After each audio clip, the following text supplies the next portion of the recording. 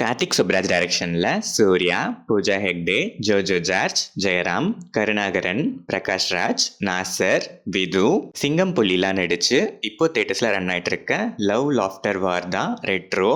சின்ன வயசுல இருந்தே அடிதடின்னு ஒரு வயலண்டான நேச்சரோட இருக்க சூர்யா வளர்ப்பு தந்தை ஜோஜோ ஜார்ஜ்காக அதெல்லாம் யூஸ் பண்ணி பல தப்பான விஷயங்கள்ல துணையா இருக்கிறாரு.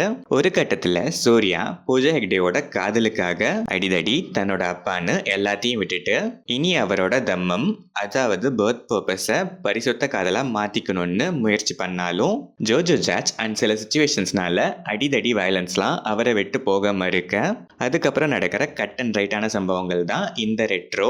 இந்த படத்தோட run time 2 hours and 48 minutes. படம் ஆரம்பிச்சது நல்லாவே ஸ்டார்ட் ஆச்சு.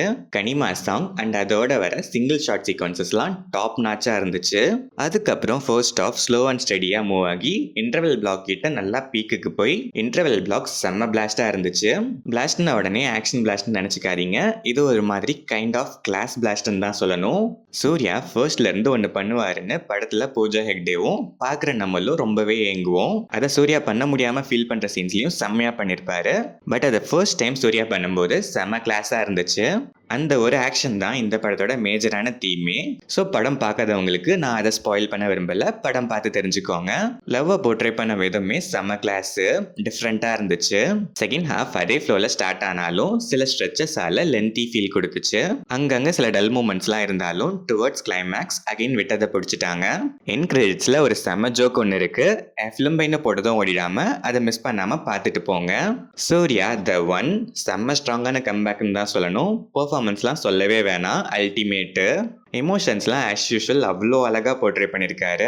இன்ட்ரோ சீன், எலிவேஷன்ஸ், அங்கங்கே ஸ்டேஜிங் பில்டப்ஸ், மல்டிபிள் டைட்டில் கார்ட்ஸ்னு சூர்யாவோட அன்பான ஃபேன்ஸுக்கு ஏகப்பட்ட மூமெண்ட்ஸ் படத்தில் இருக்கு. பூஜா ஹெக்டேக்கு கண்டிப்பாக செம ஒர்த்தான ரோல் தான். ரீசெண்ட் டைம்ஸில் ஹீரோயினுக்கு ஸ்டோரியோட இம்பார்ட்டன்ஸ் கேரி பண்ணி மூவ் ஆகிற பெஸ்ட் ரோல்னா கண்டிப்பாக இதுதான். ஸ்க்ரீன் ஸ்பேஸுமே டீசெண்டாகவே இருந்துச்சு, பர்ஃபார்மன்ஸுமே செம்ம கியூட்டு. ஜெயராம் கேரக்டர் ஸ்கெட்ச் நல்லாவே இருக்கு, நிறைய இடத்துல நல்லாவே சிரிக்க வச்சிருக்காரு.